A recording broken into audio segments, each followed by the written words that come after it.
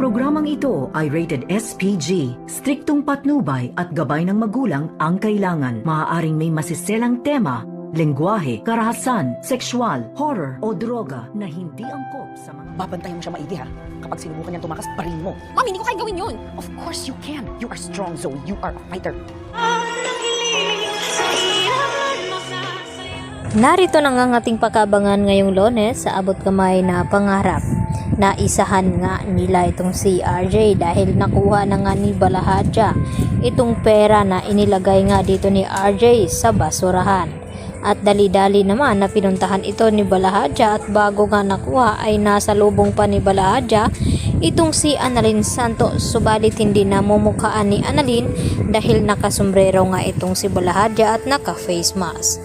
At hindi naman sigurado itong sila Nurse Karen at Nurse Ivan kung si Moira nga ba ang kanilang nakita dahil nag-disguise nga ito at nagsuot ng duster. At dito naman na nagtatago itong si Moira at hindi nga nila nahabol nila Nurse Ivan. At nagtataka ang mga ito na papaano naman daw mapunta doon itong si Moira na social nga daw itong si Moira. At nag-decide nga ang mga ito na sundan nga, subalit hindi nga nila ito nasundan. Samantala dito naman kina Lynette ay talagang malakas ang kutob dito ni Dr. Enriquez. Ito si Nurse Minor na talagang may nangyayaring hindi maganda dito nga kay Lynette. Kaya agad naman nakakuha ng pagkakataon itong si Dr. Enriquez nang malaman niya dito na tungkol dito sa pinsan ni Lynette dahil alam ni Dr. Enriquez na matagal na wala itong ama dito ni Lynette.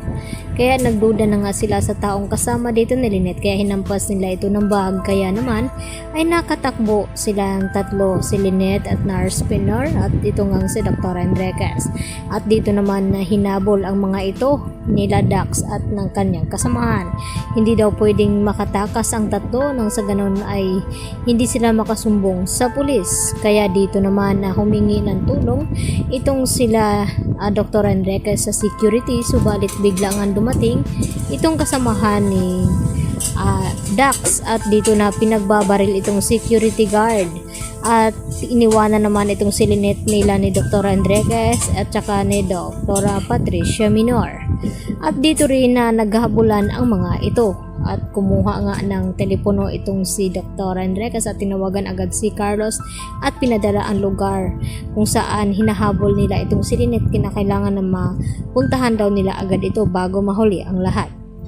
At nagiging patentero naman ang ginawa ni Lynette dito sa kasamahan ni Dax dahil nakipagtaguan nga daw itong si Lynette. Samantala, patuloy pa rin naghahanap itong si Dr. Tanyag at ito nga si Giselle at Annalyn, subalit wala nga silang nakita dito na si Don Pepe dahil hindi naman pala nila inilagay ito sa basurahan. At dito nga na hindi kinaya ni Giselle na hindi nila mahanap itong si Don Pepe kaya agad na himatay ito. At dito naman na tinulungan nila Annalyn at RJ itong ang si Giselle habang umiiyak. Samantala nag-aalala naman itong si Moira na baka hindi kayanin ni Zoe at dito na binalaan ni Moira na wag daw patakasin itong si Don Pepe at kung tatakas daw ito ay kinakailangan ni Zoe na barilin. At sinabi ni Zoe dito nga kay Moira na hindi daw niya kayang bumatay ng tao at nagkamalay na nga itong si Don Pepe at dito niya nakita itong si Zoe na may hawak nga na baril. Tutuluyan na nga ba ang tapusin ni Zoe itong kanyang lolo? Kaya nga ba ng kanyang konsensya o baka naman maawa ito at mapapakawala ni Zoe itong kanyang lolo na minahal na rin niya ito? At yan po ang ating pagkaabangan ngayong Lunes mga kapuso. Dito lamang yan sa abot kamay na pangarap. Yan lang po at marami pong salamat sa inyong panonood. Hanggang sa muli, maraming salamat. Bye-bye.